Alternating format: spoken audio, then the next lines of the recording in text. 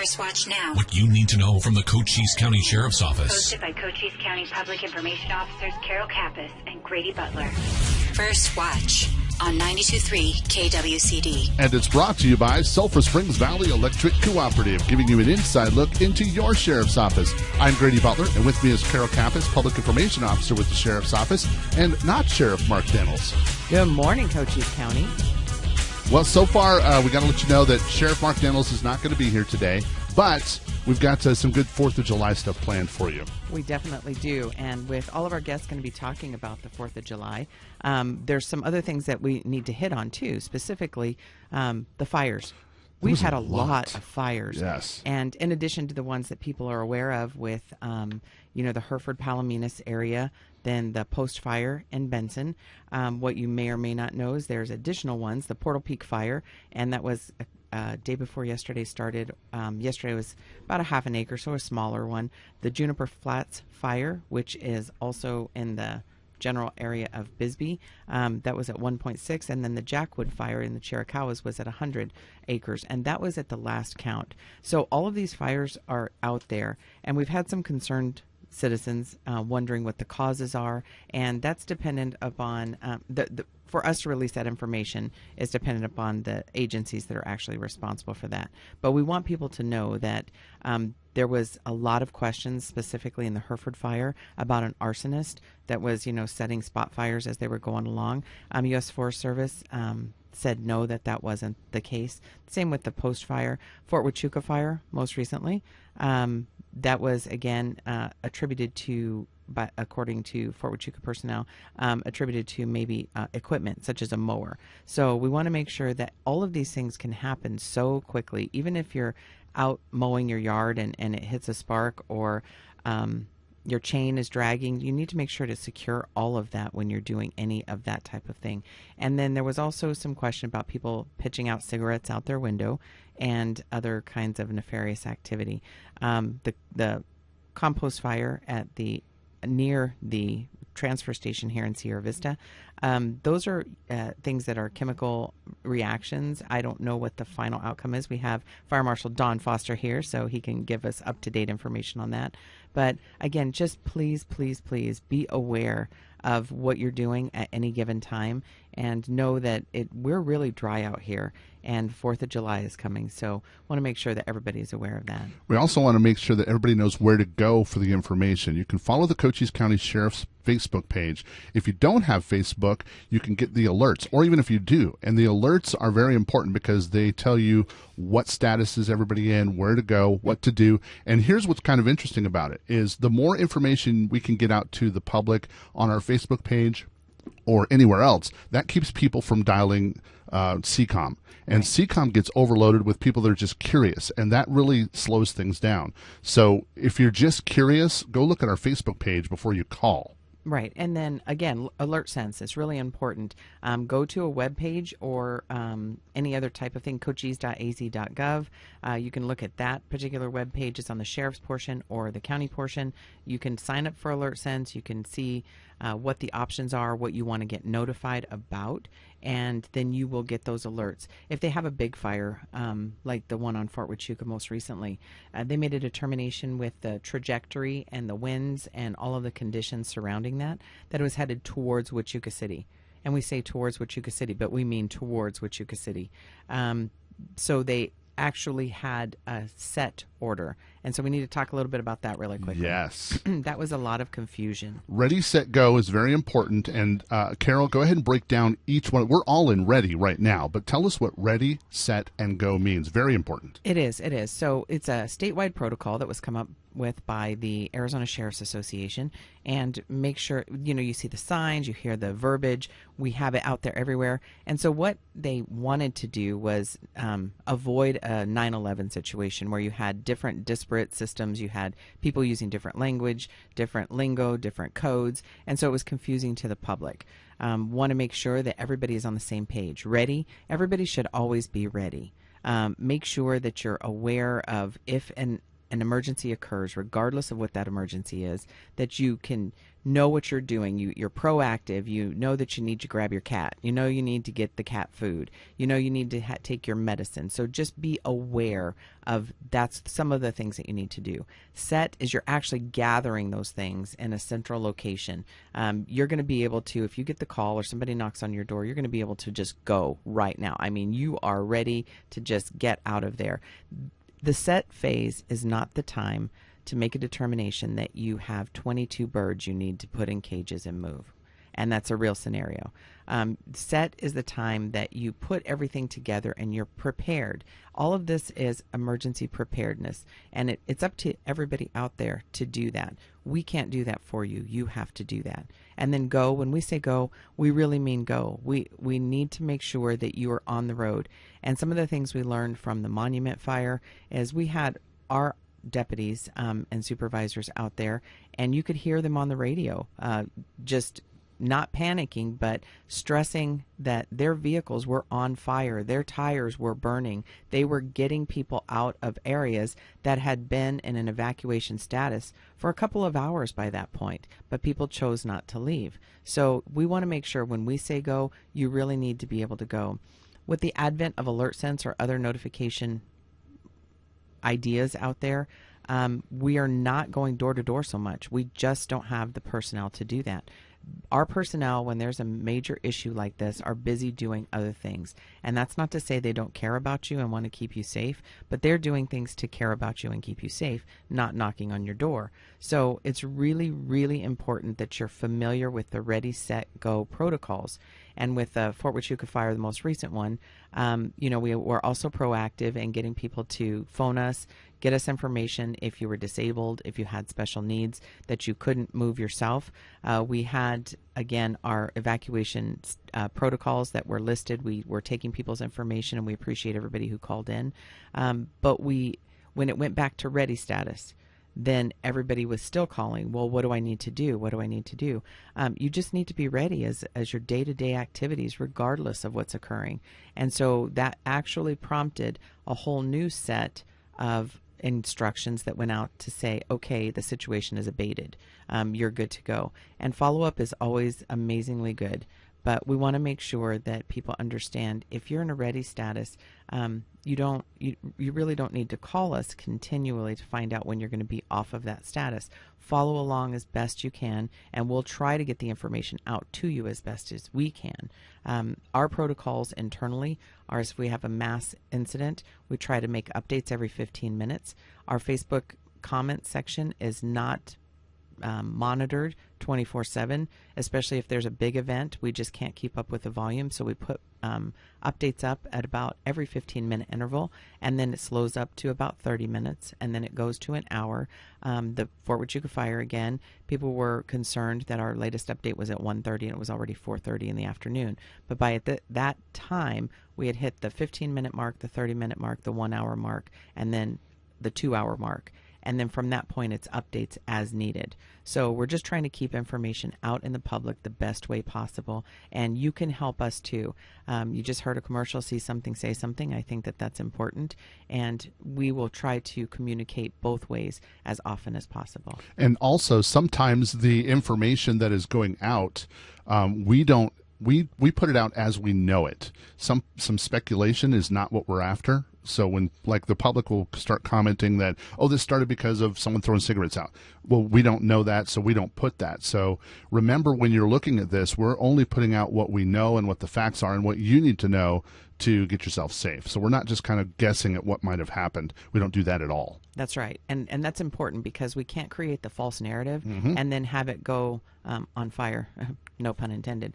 We can't have it go out there like that. We can't have it spread misinformation, because the more we do that, the harder it is to pull it back. You know, it's already difficult enough to get consistent, good messaging that's accurate without throwing those kinds of things in the mix. And that does happen, and as we see that in our comments. So even when you're going to the comments, try not to speculate, just kind of follow along and see what the facts are. And a lot of people are alerting people that are in their friends list as well. And we're working on a new system that is going to send out these alerts to everybody on our Facebook period. So it'll be a bigger block of people getting these messages as well. Yeah, really exciting times to have that type of turn for us to be able to communicate. So Yes, we're looking forward to it.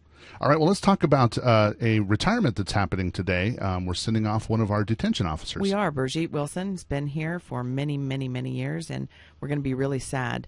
We're hoping that she'll change her mind between now and 11:30, but I don't see it happening. So, Brigitte, thank you so much for everything you've done for the Cochise County Sheriff's Office. We are definitely going to miss you. You know, it's a tough career. It is. And when you have somebody who's there through the entire duration and makes it a retirement, congratulations to you. Good job. Excellent job. And we will be sending her off. What else do we have to cover today, Terry? We have a scam. So that's right. We have lots of scams, but we have a specific scam where people are calling. They're spoofing a number from our sheriff's office.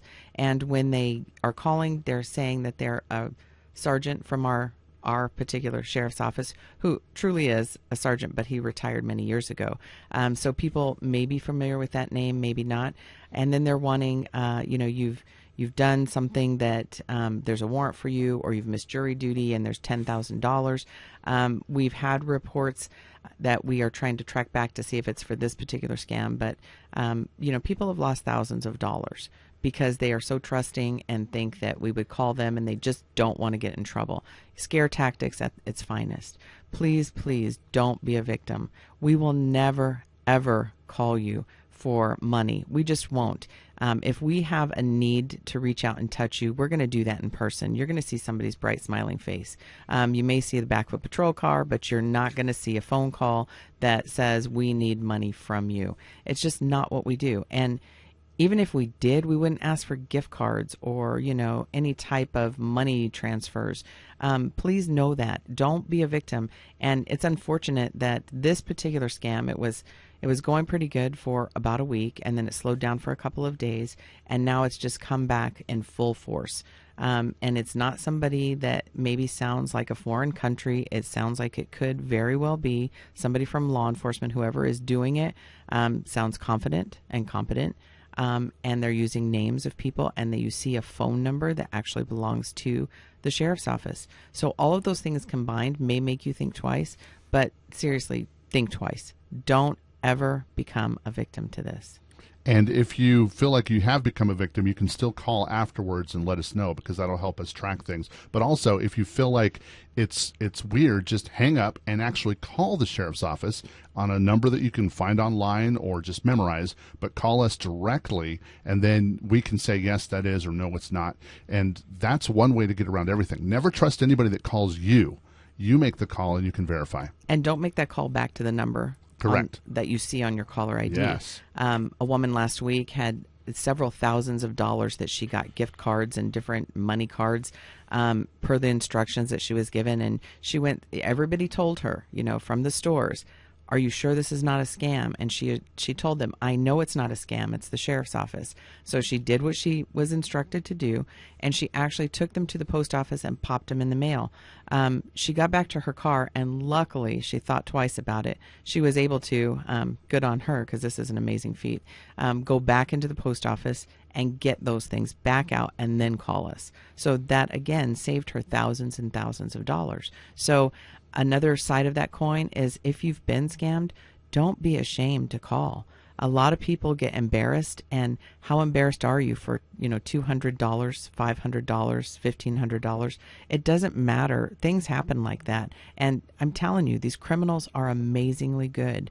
They are just good at what they do, and that's how they make their money. So it's their livelihood, if you will, and they're doing it on the backs of people who work hard for their money. And remember, if somebody calls you, do not give out personal information. If someone calls you, do not give out personal information. And red flag anytime anybody's asking for a gift card payment. Just automatically go red flag on that. Why are you asking for gift cards? That's right. Don't do it. Just hang up. I mean, that's the beauty of a two-way communication. One of them can terminate, and that should be you. There's a button there on your phone, regardless of, if it's a landline or a cell phone. There's a button that's off, and make sure you just hit it. And then you can call a verified sheriff's office or law enforcement number to find out if there is something on your record that you need to take care of. That's right. And that's the best way to do it. So please, we are begging you, do not be a victim. All right, so now we're going to talk about the 4th of July. Woohoo! So the 4th of July is coming up, and we've got a lobby full of guests that are going to be all about the 4th of July today. And we're going to start off with Randy Suskin. Go ahead and pull that microphone a little bit closer to you there. And what organization are you with, Randy? Good morning. I'm with the Sierra Vista Rotary Club. And we love the Sierra Vista Rotary Club because you guys put on the 4th of July fireworks. And the events that all of the events that come with it that actually start on the 3rd of July, it's gotten so big. I know. I love it. Okay, before we get to what happens on the 4th of July, remind us what your organization does for the community. We are a civic organization where we do projects in the community to help all facets of life, kids, the community. We do service projects on a regular basis. The most recent service project we did, the City of Sierra Vista's pump track for mountain bikes and dirt bikes. We actually put the fencing, split rail fence around it so that it could then look like a bike park so people know exactly what it is. It's not just piles of dirt. We've done playgrounds for the Forgash House for some of the schools in town. We do scholarship programs. We do thesaurus and dictionary deliveries to middle school and elementary school. We sponsor kids and girls empowerment seminars and retreats at different times during the year. And Rotary is an international organization, and Rotary main goal is to eradicate the world of polio. And we're this close. There is always one country or two countries that there are still cases. We have taken trips to south of the border to actually administer the polio vaccine to rural villages of people that their children need the vaccine, and it's about people. It's about the community. That's pretty cool. So now let's get to the 4th of July, and you said it starts on the 3rd. So let's give a rundown of what's going to be happening this year for the Sierra Vista 4th of July celebration. Well, like I said, it does start on the 3rd of July, and actually the 3rd of July is presented by the San Pedro Kiwanis. We work in partnership with the Kiwanis Club, and they do a concert, street dance, whatever you'd like to call it. The band this year that's playing is Heartbeat. They're coming down from Phoenix, and I tell people that it's classic rock, and it's music that was done before a lot of us were born. And then there's music that they do that is still classic rock that is after we were born, depending on which age group you're in. So it's going to be a lot of fun. They're looking forward to it. And along with that, we have food vendors, adult beverages, soda, and just come out and hang out and spend time in the park, and just to kick it off. And then we move to the 4th of July, and it starts bright and early at 7 a.m. with the Pets and People Promenade done by New Frontier Animal Medical Center. And for some people that don't know, the Pets and People Promenade around the park actually started as a parade, and then it got, just to help keep the animals around, we made it a promenade in the park, and there are categories, there are prizes, costumes. People not only dress their pets, but they dress just like their pets. And when I say pets, it can range from a turtle to an alpaca. And it's the turtle doing the promenade was interesting. Probably took a while. Slowed everybody yeah, it did slow everybody down. And then when that's done, when those prizes are done, then we start everything on the pavilion stage.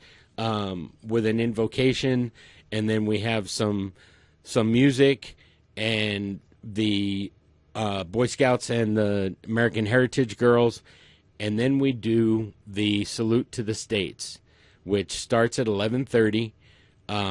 We have a presentation It's overseen by the president of our Rotary Club, which this year just so happens to be me. I'm officially the president tomorrow.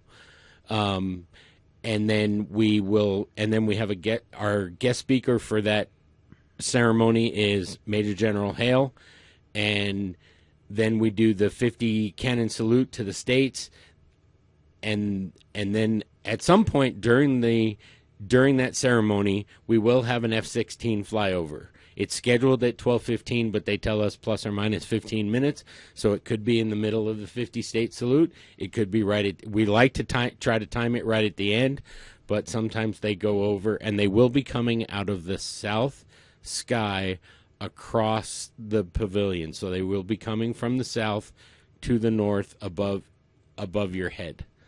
And depending on where you are in town, if you happen not to be at the ceremony, but we'd love to have you there, just look up and you'll see the two planes. Well, let's get to the 4th of July celebration itself. Now, here's what has been said every year, that it's the biggest finale in Arizona. Does that still hold this year? Not only is it the biggest finale, they're based on what our fireworks supplier tells us, and he actually supplies a majority of the shows in the state. Hands down, our finale, he says, is the best. But he also has said is we're getting to the point where we're the biggest in southern Arizona, and I don't remember the exact number, but I believe he said we're the third largest in the state. Nice. So the overall. Excellent. So what time do the fireworks start that night? The fireworks generally start between 8:05 and 8:15, which most people say around dusk. At the Stone Sports Complex, we will present the colors, and Linda Daling will sing the national anthem, and then the 1812 Overture will start. And then as the 1812 is going, then the cannons will go off, and then the fireworks will start. So that's going to be somewhere between 8:05 and 8:15, and then just sit and get comfortable because it's a show. It takes a while. Now let's talk about going down to the Stone Sports Complex, because there's something that you can only see there.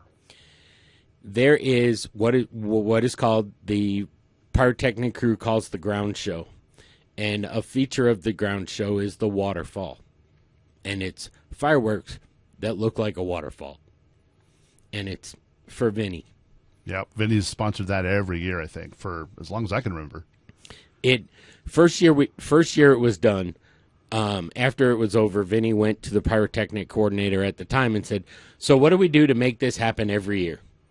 And between the two of them, they decided that Vinny would be the largest sponsor of the event by $1 to make that happen.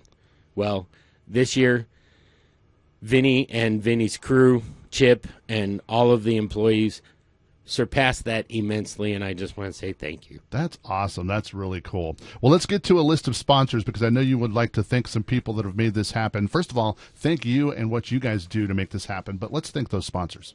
So we have different sponsor categories. As I said, Vinny's New York Pizza has been a longtime sponsor and the largest sponsor, and they're part of our red, white, and blue sponsors, which on another longtime sponsor is SSVEC, also known as Sulphur Springs Valley Electric Cooperative. That's why you have lights. And then we have Advanced IT Concepts. It's a government contractor in the area that have been around for a really long time, but they have just started increasing their presence, and they decided that they really wanted to be part of it. And we also have Sierra Vista Herald Review, and then, of course, the people in these radio stations, KWCD, K101, and Thunder 98, Town Square Media. We thank you for all of that you do to help us get the word out. Then we have our next category, the Patriot sponsors. This list is a little long, so I may have to breathe in between. These are all very important people. Everybody listen. That's right. Pioneer Title Agency, the Stan Greer family and Stan Greer Millworks, Jacobs, Jim and Virginia Clevin, Ace Hardware, Williams Mello Law Firm, WIC Communications, Mule Mountain Pest Control, Lawley Automotive Group, Nemeon Solutions, Guild Mortgage, Randy Suskin, and Guild Mortgage. Grasshopper Landscaping, Steve Hester and Patty Carnival, Sierra Toyota, and Pepsi. The next category is Liberty sponsors. Castle and Cook, Arizona, Candace and David Pardee, Mr. Fix-It, Southwest Gas, Deborah Crisp and Shannon Schofield, All About Numbers, La Casita Mexican Restaurant, Culvers of Sierra Vista, Edward Jones, Phillips Eye Care, Barnett's Towing and Propane, Artistic Roofing Systems, Sukasa Builders, and then our final category is Freedom sponsors, John and Barbara Spangler, Harder Holdings, Sierra Vista Rotary, or Sierra Vista South Rotary, sorry, Cochise Motorsports, KJ Wigton, Arizona Financial Services, Tony Watkins, Joe and Peg Pewitt, Charlie and Claudia LeClaire, Nancy Fusco, Chuck Patusiak, the Sierra Vista Kiwanis Club, John and Gail Staples, and Vicki Johnston. And there are also, in addition to those monetary sponsors, we have volunteers from so many different organizations that help put this on, that without those volunteers and everybody pulling together for this community event, it doesn't happen. All right, Randy, we thank you for coming and talking to us today. One more question. I don't see any rain in the forecast, but rain or shine are the fireworks, correct? The fireworks are rain or shine, and between our pyrotechnic coordinator and the fire marshal, who is standing right outside the door, if in the event of lightning, that is, and that it's close enough, that will be the only thing that may keep us from doing the fireworks. And be rest assured, it may just be a delay. It won't keep the show from happening. All right, Randy, we thank you for coming and talking to us today about the 4th of July. And I do have one other thing to say. You got it. Just remember that the fireworks are done by the trained people that do the fireworks. And when you're out in the public, you're not allowed to have any fireworks, especially at the Stone Complex and in the park. And also, please, we have one certified drone pilot that will have a drone that will be filming the show. No other drones are allowed up in the air during the event. All right, and I think the SVPD and the fire department is going to echo those in just a few. Is that who's coming in next, Carol? That is. We have Sergeant Tim Wachtel and Scott Borgstadt. And who else is out there? That's who we have from the PD. First Watch is brought to you by Sulphur Springs Valley Electric Cooperative. By Public Information Officer Carol Kappas and Grady Butler. On 92.3 KWCD. And it's brought to you by Sulphur Springs Valley Electric Cooperative, giving you an inside look into your sheriff's office. I'm Grady Butler, and with me is Carol Kappas, Public Information Officer with the Sheriff's Office. And our next guests are in the studio for the Sierra Vista Fire Department and the Sierra Vista Police Department. Let's start with Officer Borgstadt. Good morning. Hey, good morning. How are you? Doing pretty good for a Friday. Yeah, it's good. And the 4th of July is coming up, and we need to talk about fireworks. Yeah, fireworks. That's always an issue in Sierra Vista. Everybody wants to celebrate and show their patriotism and all that type of stuff. Thing is, a lot of fireworks that we see going off are illegal. And this year, because of the very, very, very, very dry desert, there's going to be a zero tolerance for illegal fireworks in Sierra Vista. That's come down from our command staff at the Sierra Vista Police Department. So I kind of want to talk about what is legal and what is illegal. Perfect. Things that you can use are like sparklers. They're fine. Ground or handheld displays. The little fountains that you can get that sit on the ground and spew stuff out of the top. Those things are fine. Things that you can't use, though, are basically anything that explodes. Okay, firecrackers, they're illegal. If you have bottle rockets, something that shoots up and explodes, those are illegal. Roman candles, those seem to be popular. Again, those are illegal. They're very, very dangerous. The aerial displays, like they shoot out at the 4th of July celebration, those are monitored by professionals. But the ones that you can buy, commercially at some of the places that shoot up and explode, those things rain down, and they're very, very hot. And it doesn't take long to set off a fire. It'd be very, very dangerous. So this year when we get firework calls, if we're able to determine who's setting them off, there's no warning, it's going to be a citation. Let's talk about stuff that you can buy at the store. Is that pretty much safe because it's available at one of our local stores? That is absolutely correct. Anything that you buy at one of the stores or one of the tents that you see, selling that type of stuff, they actually get inspected. I believe the fire department goes out and inspects them, and to make sure that they're not selling illegal fireworks. So yes, those things are perfectly fine, but it's the ones that are purchased out of state that are brought in that we have issues with. All right, we're going to come back to you in just a little bit about consequences in a few. Let's go to the fire department. Let's talk about safety. I know that, anything that has to do with fire is going to be automatically dangerous, but kind of tell us a little bit about fireworks safety this year. Yeah, sure. So, this year, probably more than the years in past, it's super dry out there, and I'm sure our residents have seen all the fires that we've had recently, and it's going to be dry. And even if we get a little bit of rain, I don't think it's going to help out that much. So I want people just to be aware that the fireworks display that we're having, that the Rotary Club is providing for us, is monitored. So we'll have several brush trucks, fire engines out there. We know the wind direction. We have all the area that the debris comes down in, and we're there to protect it. So I know there's been some concern about, are we going to do fireworks this year, and because of all that. Yes, yeah, we are. But it's in a safe manner. Again, it's monitored, and we're protecting that area. The problem we run into is when we have people that are shooting off the mortars and some of the aerial devices that are not monitored, right? So if you're out there shooting those off, you don't have a fire truck standing by to put that out, right?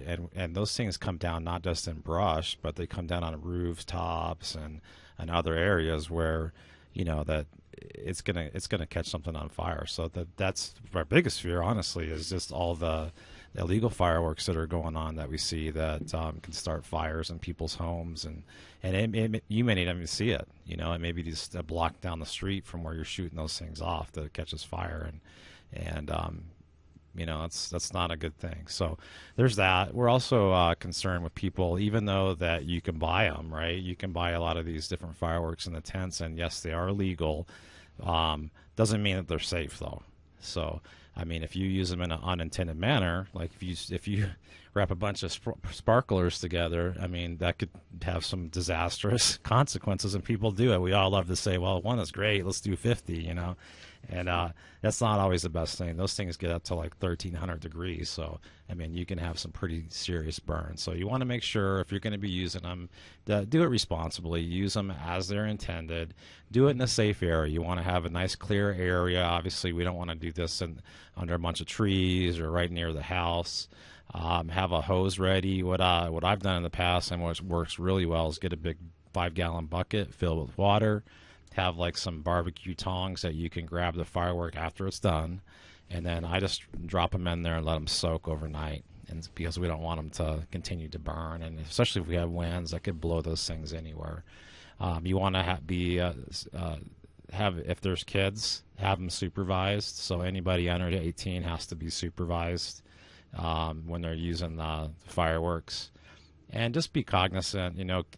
There's always that saying, can I do it or should I do it, right?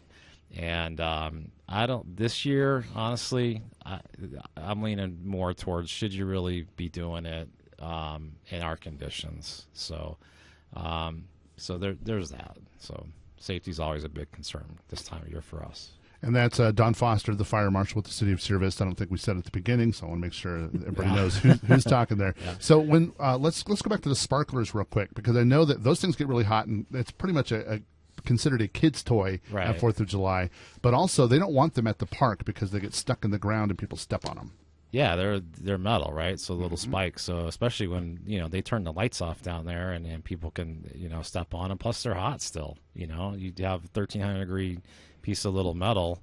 It's gonna hurt a little bit if you step on it. So you cannot use any of those, even though they're legal. You can't use any of the fireworks that you can buy in any of the public parks, roadways, any kind of public area. You have to do it in private area. So you can't like go to see a piece of land, it looks like a good place to light off. You have to have the landowner's permission.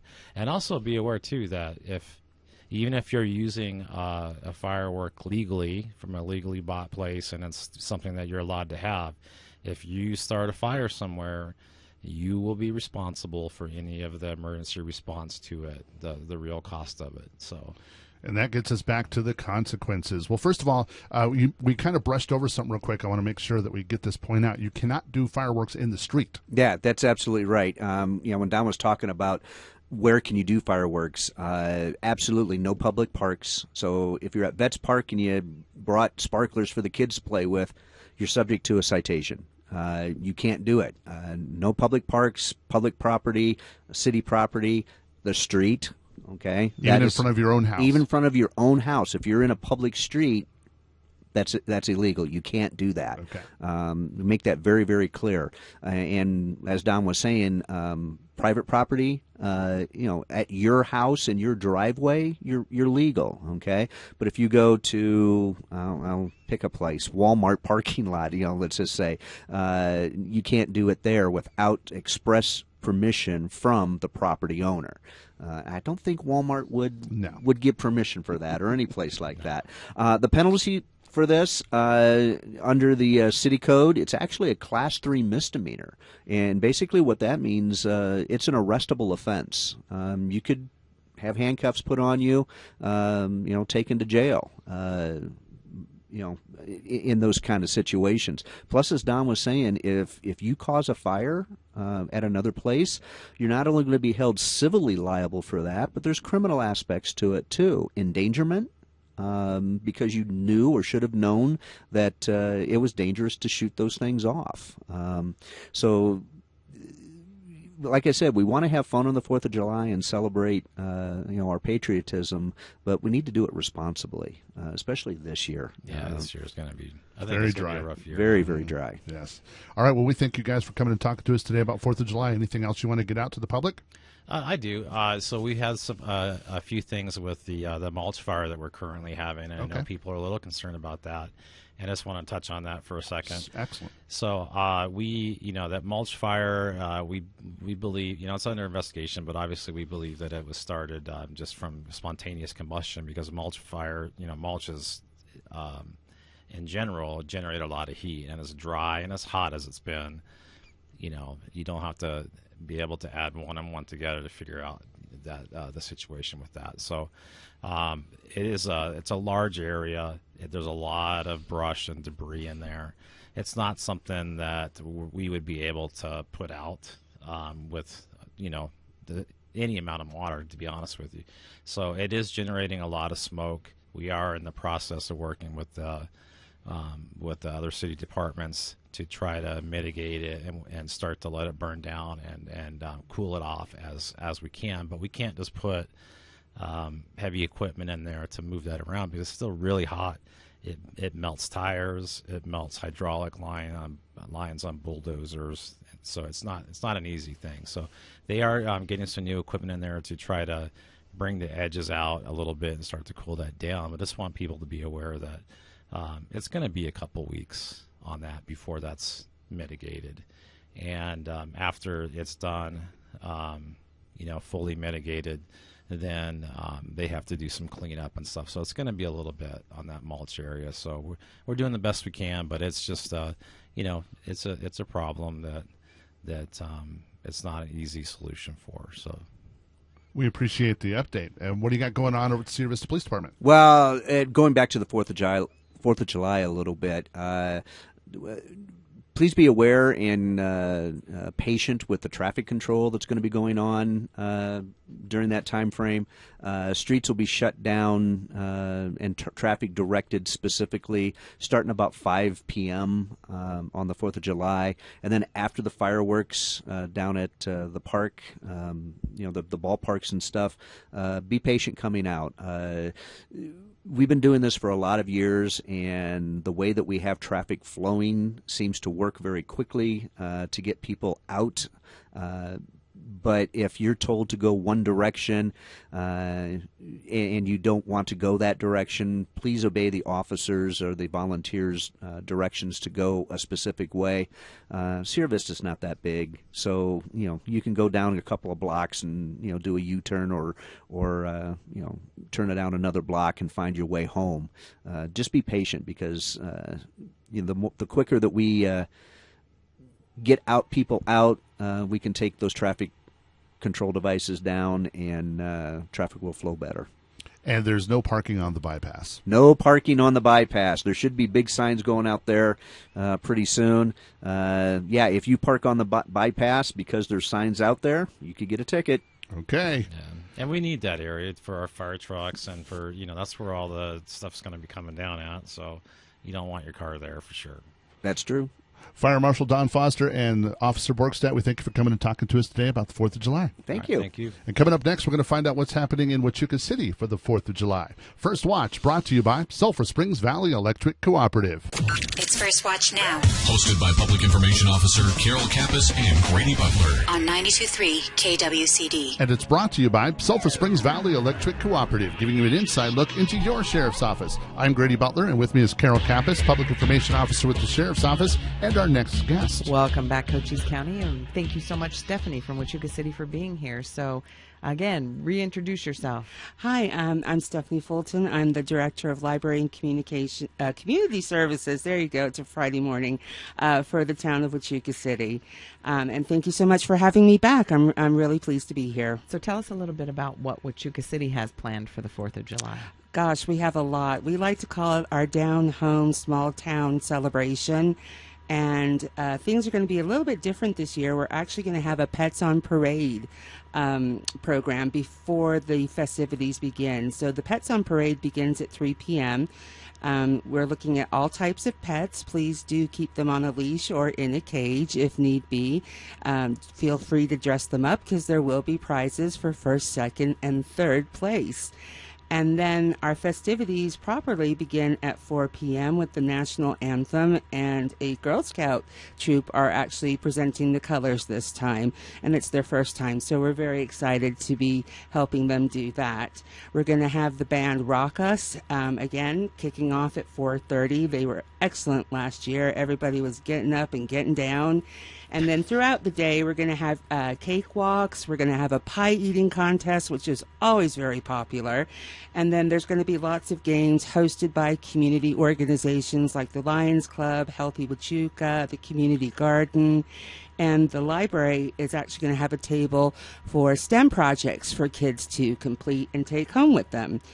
Our pool will be open 1 to 6. It's free, and it's been free all this season so far. So please come on down and use it before and after the 4th. And then we'll be providing free hot dogs, drinks, popcorns, and our council members will be cooking. And then to top it all off, we will have our fireworks show when it gets dark. So about how long does your fireworks show start? Because I know that if you're in Sierra Vista, you can even look that way, but it's so much nicer if you can go. Yes, it usually starts around 7:30, 7:45. It just really depends when the skies get dark enough so we can see it all. But it's a very nice show, and you're welcome to sit in the park. Some people watch them from the end of their driveways. You don't have to go too far to be able to see them in Huachuca City. And then after you have all of that fun and excitement, you have something else coming up on July 15th.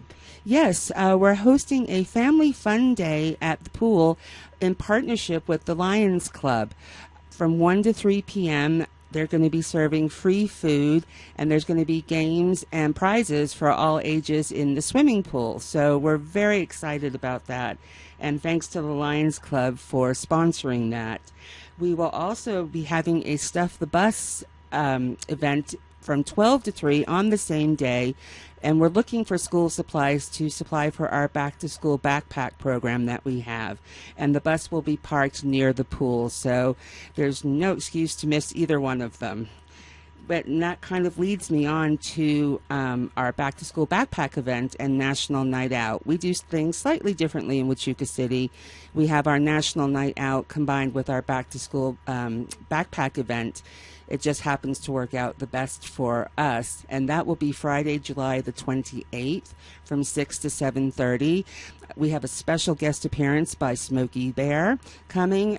Sammy and Julie's ice cream truck will be there, plus a lot of nonprofit educational organizations will be there to give out information to families about the services that they can help with families. And we're looking forward to it. Should be a good night out. There is one restriction on participating in the backpack.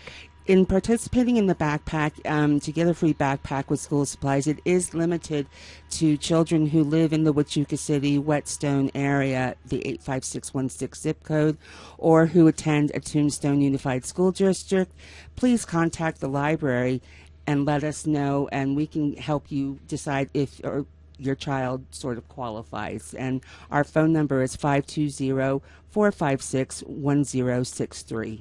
So all kinds of fun stuff happening all over Cochise County, but Huachuca City always has all of these neat little things to get the community involved. So we appreciate you doing all of that. Well, I appreciate you letting me come on and talk about it, because it's a really nice place to live and work, and we really have a good, strong, caring community. We do. And then, so there's parades all over the county, too. There are. So we have Sunsides Parade. That's going to be on the 4th. We have Bisbee. We have Douglas. We have Palominas. Bisbee, Douglas, Palominas. Benson. I almost forgot because Grady's going to be in that one. I So will, yes. Get ready to do the parade wave. I got it. That's right. I'm doing it now. All right. So make sure that if you are not doing anything else, try to get out and see what's happening in your community, because it seriously is getting everybody coming together, and you can get a piece of that pie. All right. Well, hope everybody has a wonderful 4th of July, and thank you for coming and talking to us today about Huachuca City. Thank you very much, Grady and Carol, and happy 4th to everybody. First Watch on KWCD Country is brought to you by Sulphur Springs Valley Electric Cooperative. You've been listening to First Watch with the Cochise County Sheriff's Office. Hosted by Cochise County Public Information Officers Carol Kappas and Grady Butler. Join us again next Friday morning, 7 to 8 a.m. First Watch. What you need to know from the Cochise County Sheriff's Office. Only